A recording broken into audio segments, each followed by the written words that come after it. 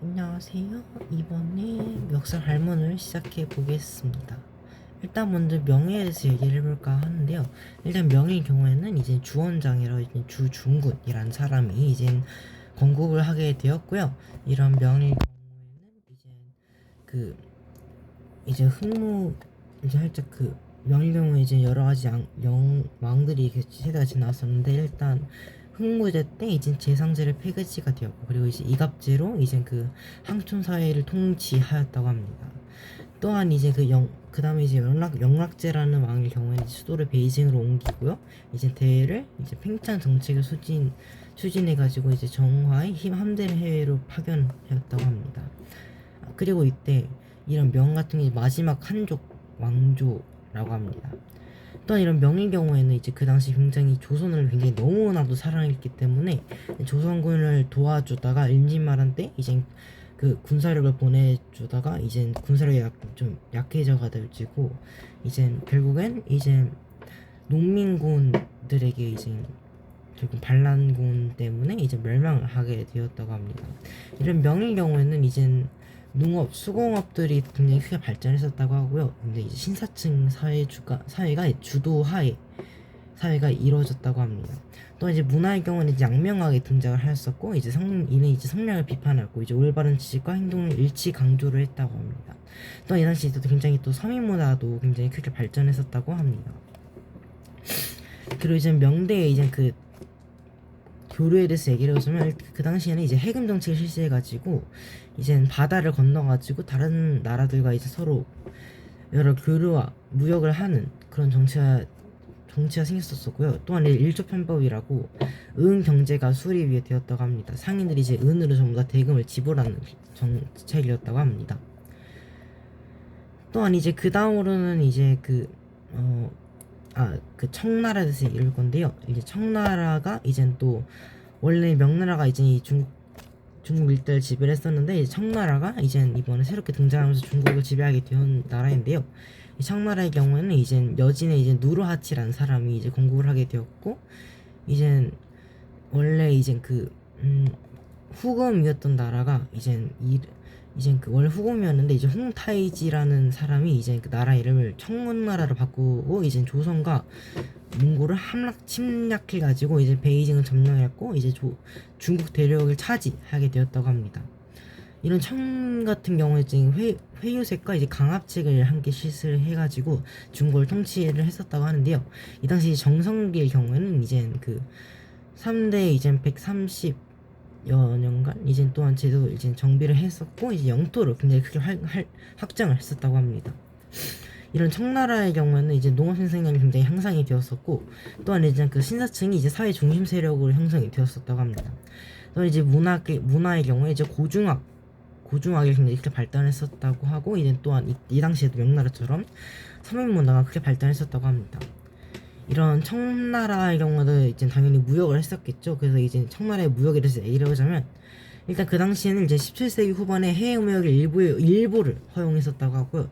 18세기 중반 이후에는 이제 광주 한 곳만 개방을 해가지고 해외 무역을 가능하게 했었다고 합니다.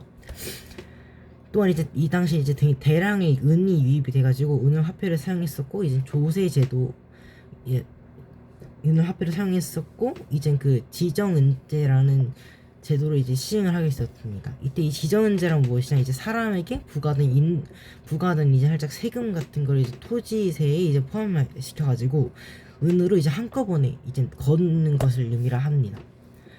이때 이 당시에 또 이제 일어난 문물 교류의 경우는 이제 상교사들이 이제 서양 문물을 소개하게 되고 이제 상인과 이제 선교사들이 이제 선교사들을 통해 가지고 중국의 문화가 유럽에 알려지게 되었었다고 합니다.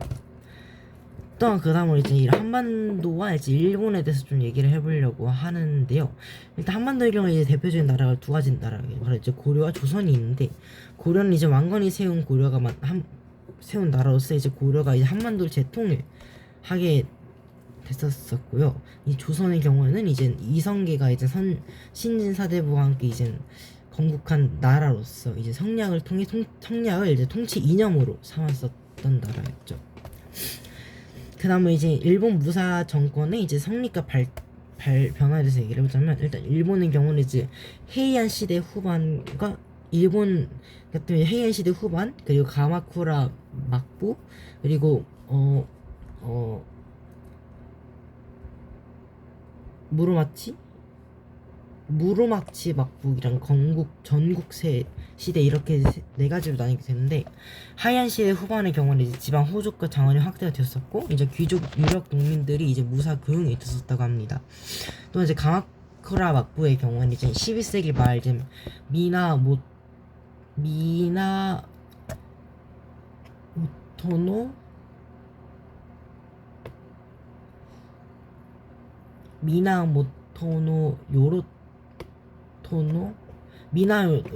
요로토노가 이젠 수립이 되었었고, 이제 그 봉건제가 시행이 됐었다고 합니다.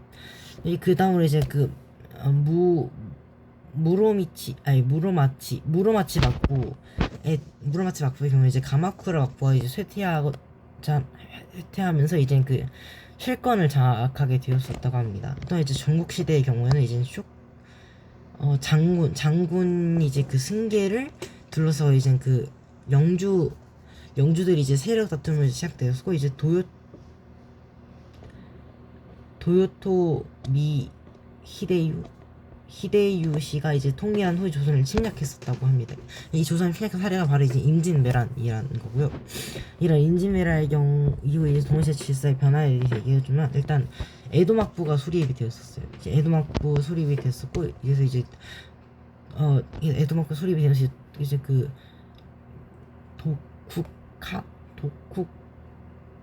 도쿠카랑 이제 그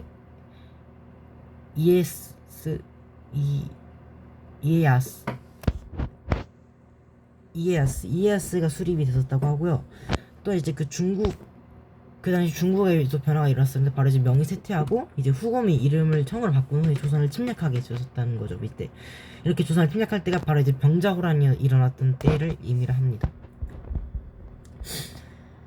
그다음에 이 당시에도 이제 그 일본도 같은 경우 이제 여러 나라가 고려했었을 텐데, 이때 이거에 대해서 얘기를 하자면, 일단 에도 막부의 성장에 대해서 얘기를 하겠습니다. 일단 에도 막부 같은 경우는 이제 그 당시 굉장히 발전했었고, 이제 도시의 상공업자를 중심으로 이제